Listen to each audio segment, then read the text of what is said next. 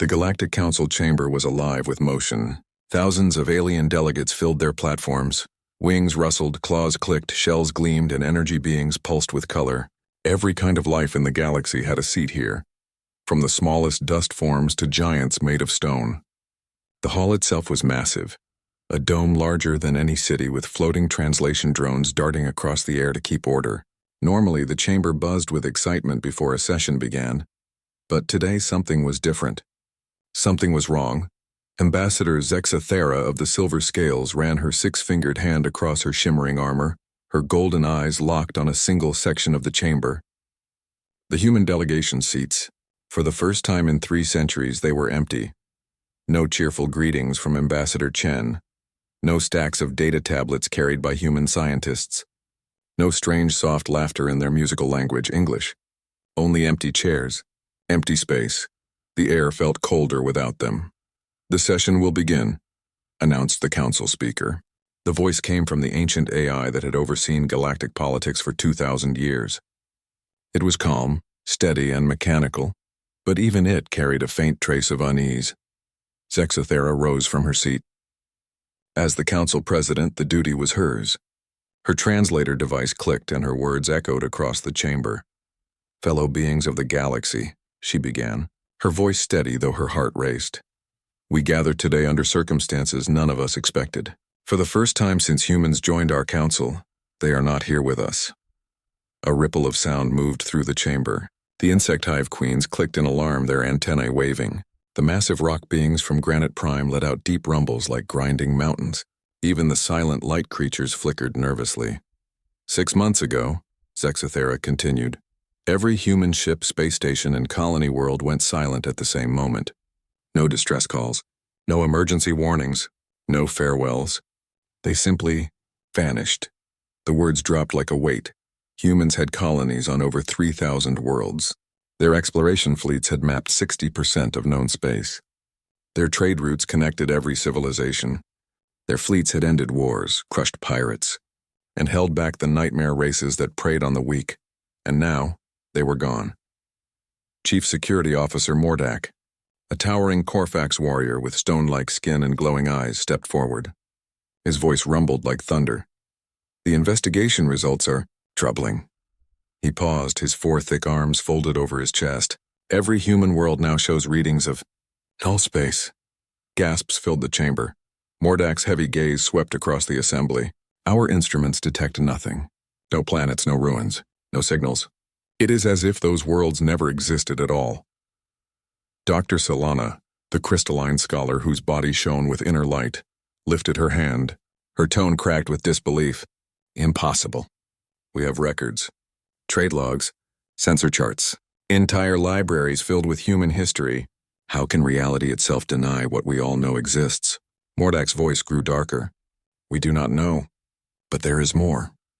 He raised one of his great hands, and the chamber dimmed as a holographic screen appeared in the center. Static filled the air, crackling against alien skin. Then the noise cleared and words appeared in pale blue, the color of human computer systems. "The experiment concludes. Thank you for your participation." The chamber exploded in chaos. Delegates leapt from their seats, shouting questions in dozens of languages. The translator system screeched and overloaded, struggling to keep pace. Energy beings flashed violently between colors. Aquatic delegates' tanks bubbled as they cried out in alarm.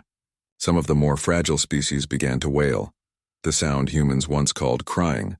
"Order! Order!" The speaker AI boomed, raising its volume to a roar. The noise slowly died, but tension hung in the air like a storm. Ambassador Renth of the Aquatic Collective leaned forward, her gills fluttering. "Experiment? What experiment? Were we part of some human test?" Zexathera's voice was tight but calm. "That is what we must find out. But all our attempts to reach human space fail. Our fastest ships detect only null space. Their colonies are gone." From the far side of the chamber, an ancient figure rose. Elder Merrick, one of the oldest beings alive in the galaxy. His mechanical walking frame hissed as it lifted his frail body. His eyes, dim with age, swept across the room.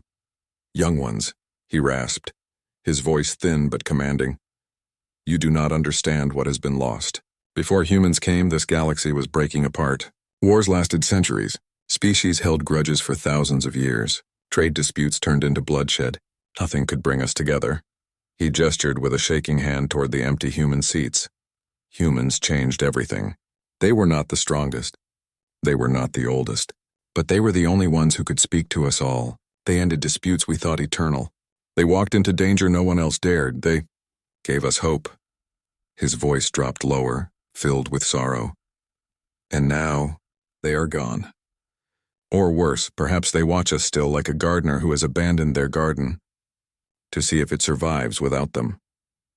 A silence heavier than death fell across the council chamber. The empty human seat stood like a grave, and for the first time in living memory, the galaxy trembled, not at the threat of war, but at the absence of humanity.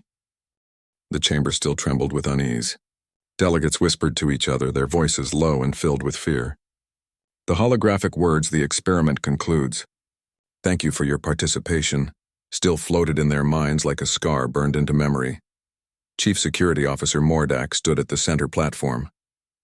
The Corfax warrior was built like a living mountain, his body armored in thick plates of stone-like flesh. His glowing eyes swept across the council chamber. "We searched every human world," he rumbled, his deep voice echoing.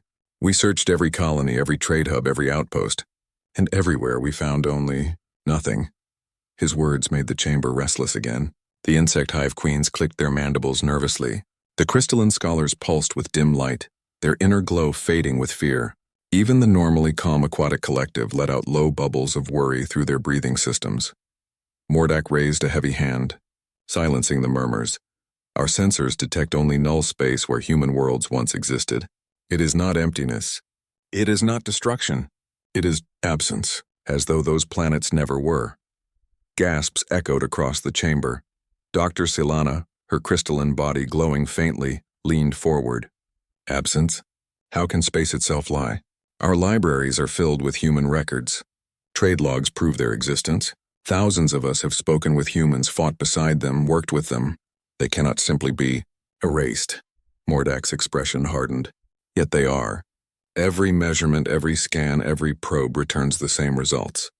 The coordinates of Earth are nothing but shifting shadows. When we send ships there, navigation fails. The stars do not align. It is as if the universe itself denies humanity ever lived." Silence fell again. Ambassador Zexathera, her silver scales catching the chamber's light, clenched her six-fingered hand. "Are you saying the humans hid their entire species? That they vanished themselves from reality?" Before Mordak could answer, one of the delegates shouted. A small rodent-like being from the Wren system squeaked in fear. "This was their plan all along. They tricked us. We were only test subjects." Other voices rose in panic. "They abandoned us to the Drade. They betrayed the Council. They were never our allies, only watchers." The chamber shook with outrage. The translation drones screamed as they struggled to keep up with 100 different languages. "Order!" The speaker AI boomed, its ancient voice amplified to thunder. Slowly the chaos died down. Then Dr. Solana spoke again. Her voice trembled, but her light glowed brighter with resolve. "The null readings are not stable." The delegates turned to her in confusion. "What do you mean?" Zexathera asked. Solana extended a crystalline arm and a new hologram appeared. It showed star maps with shifting red lines like rivers of energy moving across space.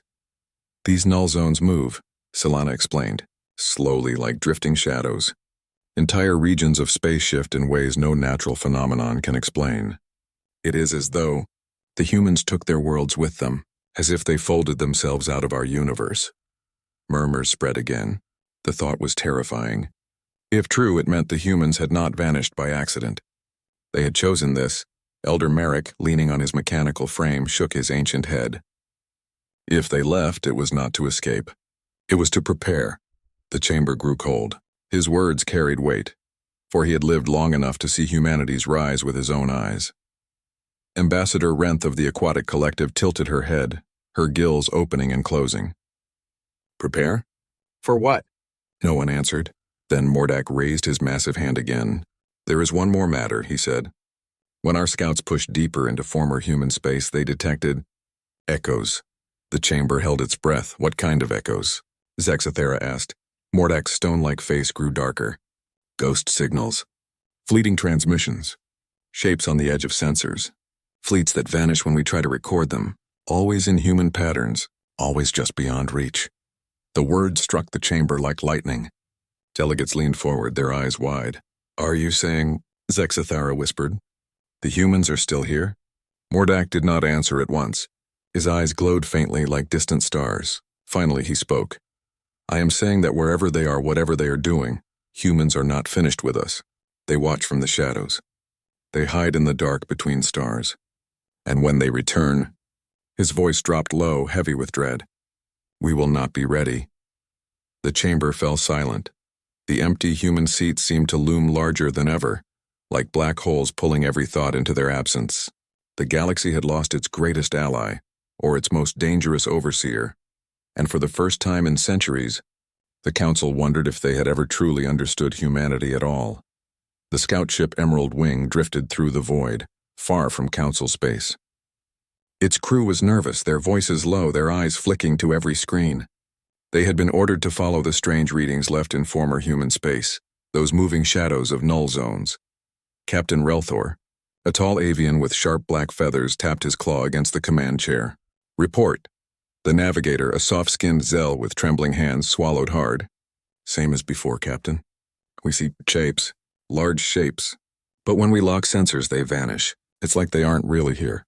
The crew grew tense. For days, they had been chasing these echoes. Massive silhouettes of ships larger than anything the Council had ever built. Always at the edge of vision, always disappearing when observed too closely. Relthor spread his wings slightly, a nervous gesture. "Bring us closer." The Emerald Wing pushed deeper into the black. Around them, stars flickered strangely, as if light itself bent away from this place. Then, without warning, alarm screamed. "Contact!" the sensor officer shouted. "Multiple vessels. Closing fast." The crew froze as their screens filled with shapes, colossal ships black against the starlight. Their outlines were unmistakable. They were human. But these were no ordinary warships. Each one was a fortress, larger than a city, bristling with weaponry. Their hulls bore scars of old wars, yet glowed faintly with energy patterns unknown to Council science. They looked alive, as if the metal itself breathed. "By the stars," whispered the navigator. The humans left their fleets behind. Relthor's feathers puffed in fear. "Open hails! Identify us!" The communication systems crackled, but no reply came. Instead, a faint transmission bled into their channel, a single human word repeated again and again. "Observe, observe, observe." The word crawled through the ship like ice. The crew exchanged terrified glances. "Captain," the sensor officer stammered.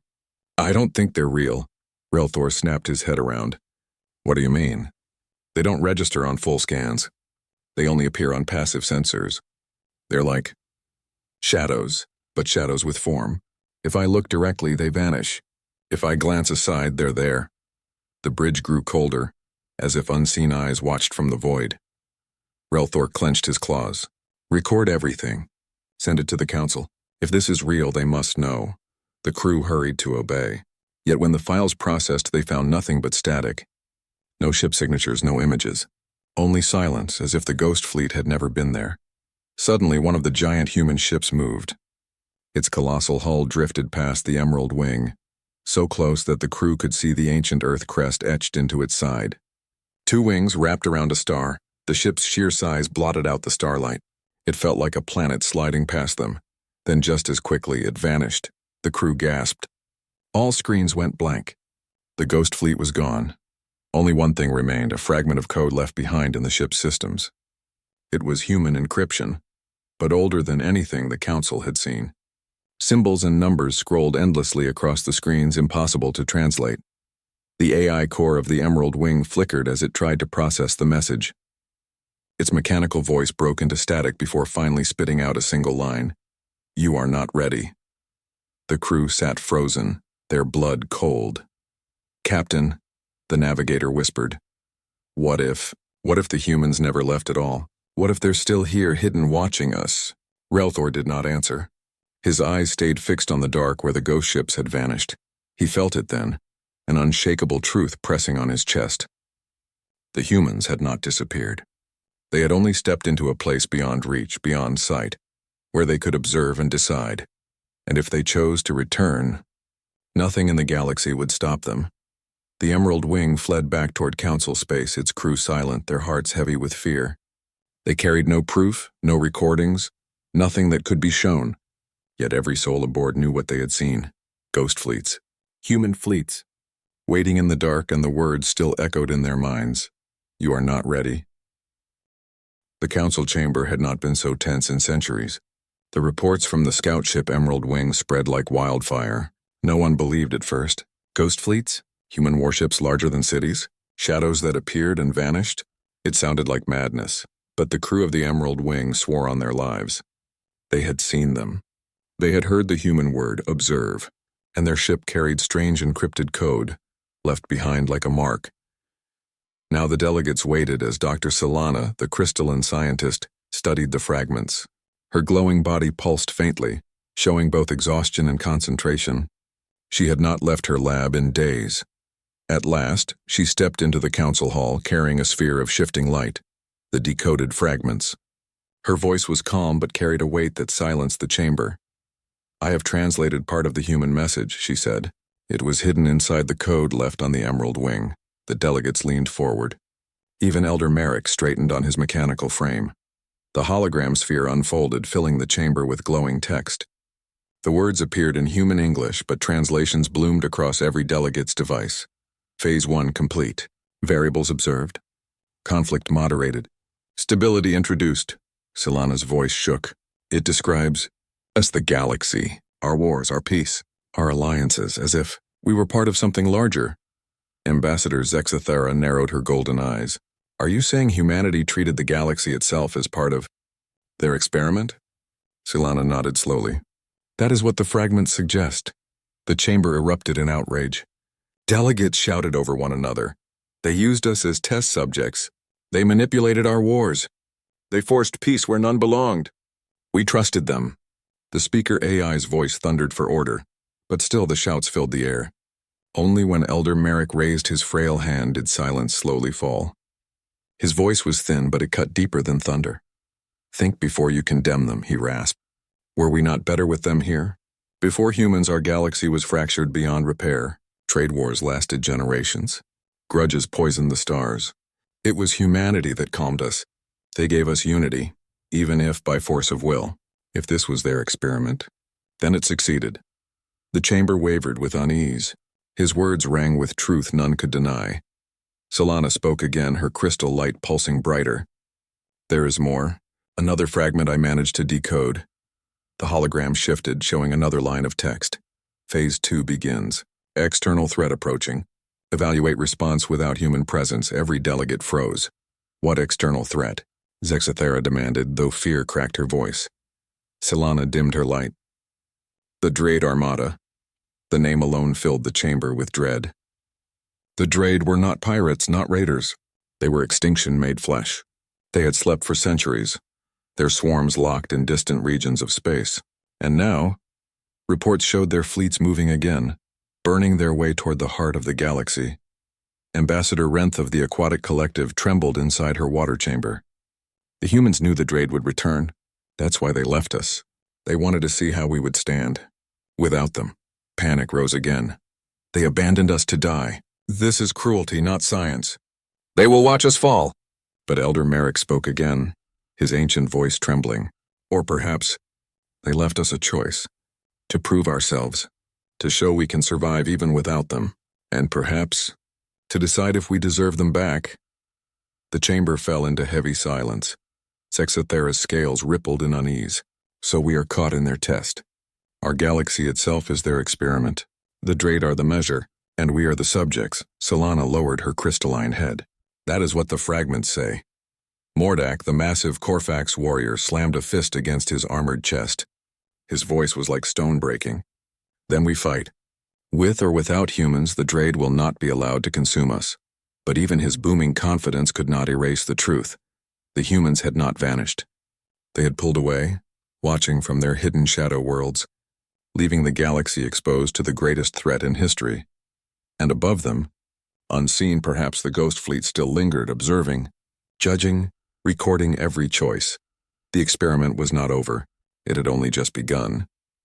The alarm bells of the galaxy began to ring. From the far edges of mapped space, reports poured in. Outposts burned. Colonies fell silent. Merchant fleets vanished. The Drade Armada was on the move. The council chamber filled with dread. Holograms of the galaxy lit the air, showing red waves spreading like fire across the stars. Each red mark was another world consumed. Each day the waves grew larger. Ambassador Zexathara stood at the center, her golden eyes dark with fear. The Drade strike in numbers we cannot match. Their ships devour everything in their path. Their weapons erase cities in moments. And humanity, our strongest ally, is gone. The insect queens clicked in panic, their antennae thrashing. The crystalline scholars dimmed until they looked like fading stars. The aquatic collective's chambers filled with frantic bubbles as their voices rose in alarm. Chief Security Officer Mordak slammed his stone fist against the platform. We must rally every fleet, every ship, every soldier. If we do not fight, the Drade will sweep across us all. But his words carried little hope. Even the mighty Corfax knew the truth. The Council's fleets had always relied on humanity. It was human tactics, human coordination, human fearlessness that had turned scattered armies into a wall strong enough to stop monsters like the Drade. Now, without them, the wall had cracks. Then, a scout captain appeared in the chamber, his face pale with terror. His message carried across the assembly. We engaged a forward wing of the Drade Armada near the Cellar Rift. We sent 20 ships. None returned. Our last transmission showed hundreds of Drade vessels. They tore through us like smoke. The chamber erupted into chaos. Delegates shouted in panic. Some demanded surrender. Others demanded flight to deep space. A few, their voices trembling, whispered the name that had not left their thoughts. Humans. Where are they? One voice cried. Why have they abandoned us? Shouted another. Have they left us to die? Elder Merrick rose slowly on his mechanical frame.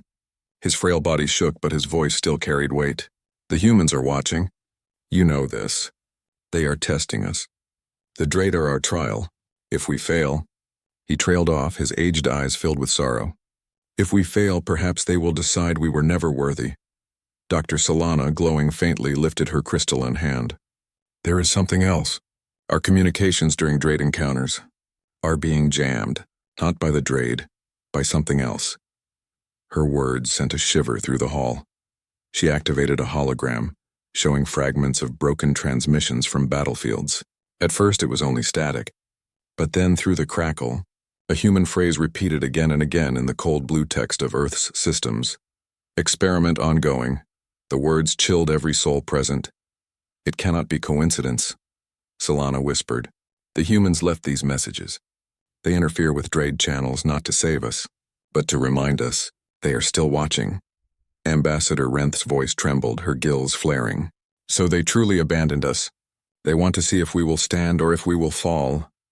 Zexathara's scales rippled with unease. The question is not whether we stand. The question is, will the humans return if we do? Mordak growled, his stone-like voice breaking through the tension. Enough words. The Drade are not waiting. They are advancing on council space. If we do not act now, this chamber will soon be ash. The chamber fell silent. Every delegate could see the truth on the star maps.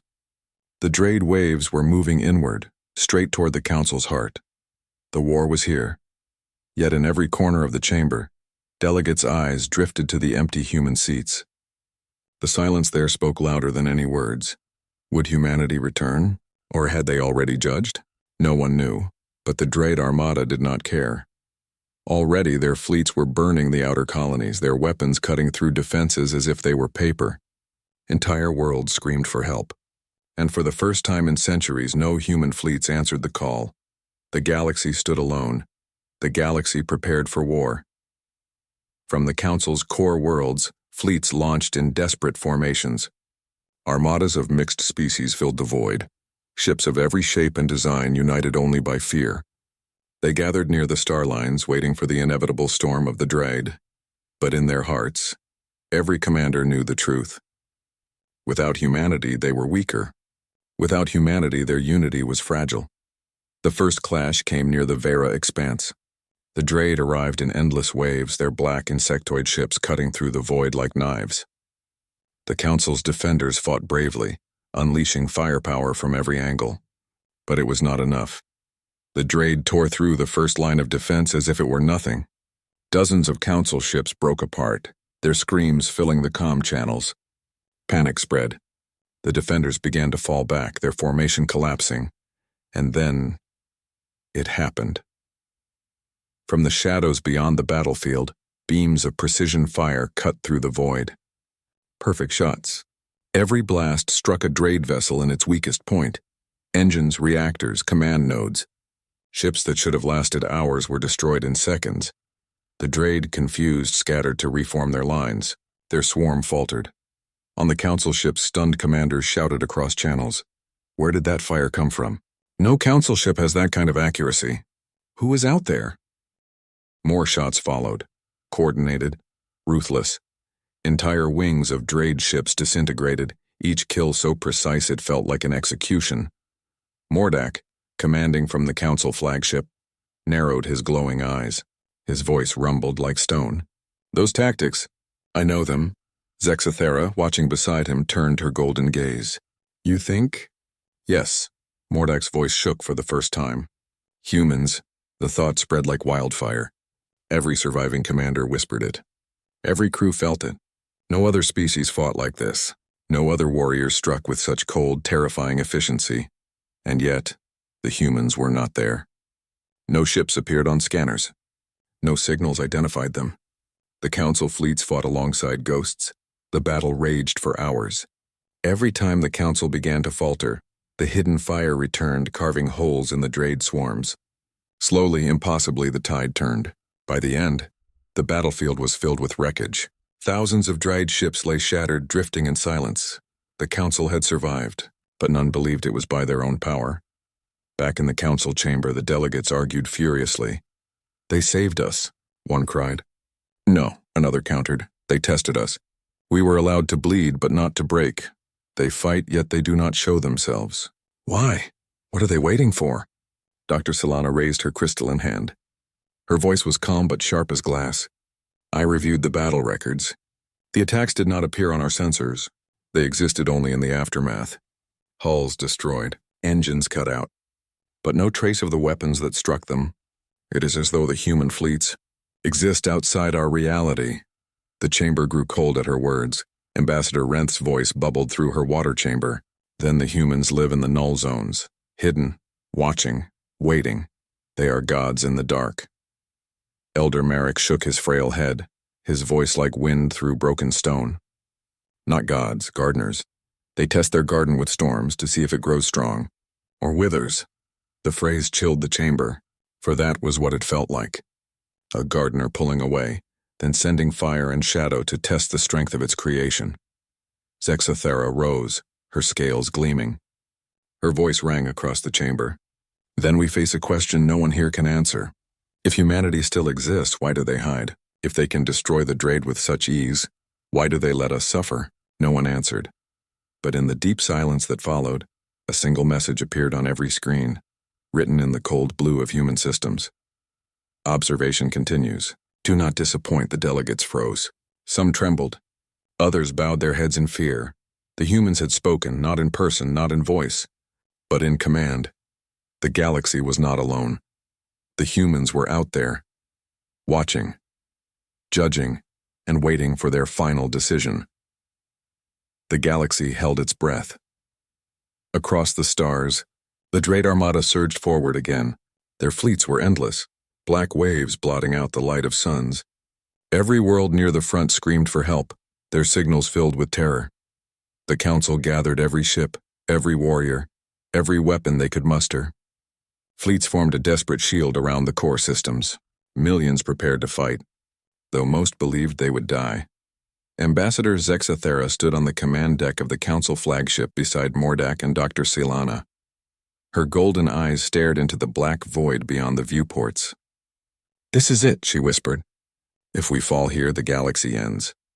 The Council fleets braced as the Drade Armada poured into range. The first blasts of energy lit the void like dying stars. Entire squadrons of Council ships vanished in fire. Panic filled the comms. Then, it began. From the dark between stars, unseen weapons roared to life. Precision fire rained upon the Drade. Their ships exploded in perfect sequence as if each had been marked long before the battle began. The hidden human hand had returned. Mordak growled, his voice trembling. I knew it. They are here. But this time it was different. The shadows moved closer. Vast shapes emerged from the dark. Not illusions. Not echoes. Real ships. Human ships. The Council fleets watched in awe as titanic war machines slid into view. Each one was larger than a moon, their hulls glowing faintly with power. Some bore scars of ancient battles. Others looked new, built with technology the Council could not understand. They filled the void, a silent armada of forgotten giants. Humanity's fleets had returned. On every comm channel, a single voice spoke. Calm. Human. You have been tested. The words echoed across every ship. Every world, every species, you fought without us. You bled without us. And you survived. Zexathera gripped the edge of the console, her scales trembling. So, they were always here, she whispered. The voice continued. Know this. Humanity never left. We stepped aside. We observed, we judged. You have shown unity where once there was only division. You have shown courage where once there was fear. The experiment continues. The Drade surged again, desperate to overwhelm. But the human fleet moved with terrifying precision. Entire wings of Drade ships were cut down in seconds. Their massive carriers burned, their swarm coordination shattered. The armada that had once seemed unstoppable now crumbled like dust before a storm. Council fleets, inspired, rallied beside the humans. For the first time, they fought in true unity. The void burned with light as alien and human firepower merged, tearing the Drade apart.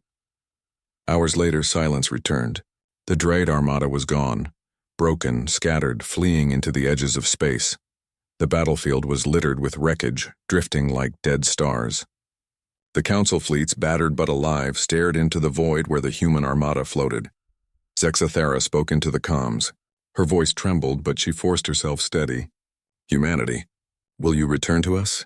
Will you take your place once more in this council? For a long moment there was no answer, only silence. The empty space seemed heavier than before. Finally, the calm human voice returned. We will not sit among you. We will not guide you as before. The garden must grow without its gardener. But know this, the human fleet shifted, their colossal ships forming lines like a wall across the stars. We are watching, always, fail, and we will decide your fate. Succeed, and perhaps one day we will walk beside you again. The transmission ended. One by one, the human ships faded, their massive forms dissolving into the same strange distortion the Council had come to know as null space. Within minutes, the fleets were gone as if they had never been there. Only wreckage of the Drade remained, silent proof of their power. In the Council chamber, no one spoke. The empty human seats loomed larger than ever. But now they were not simply empty. They were a reminder humanity was not gone. Humanity had judged them, and humanity would return only when the galaxy had proven itself worthy. Elder Merrick, his frail body trembling, whispered the words that every delegate felt in their hearts. They are not myths. They are not gone. They are our shadow, our judge, our future. The galaxy had survived the Drade, but a deeper truth remained. Humanity was watching, always. That completes your 7-part story arc. Suspenseful, cinematic,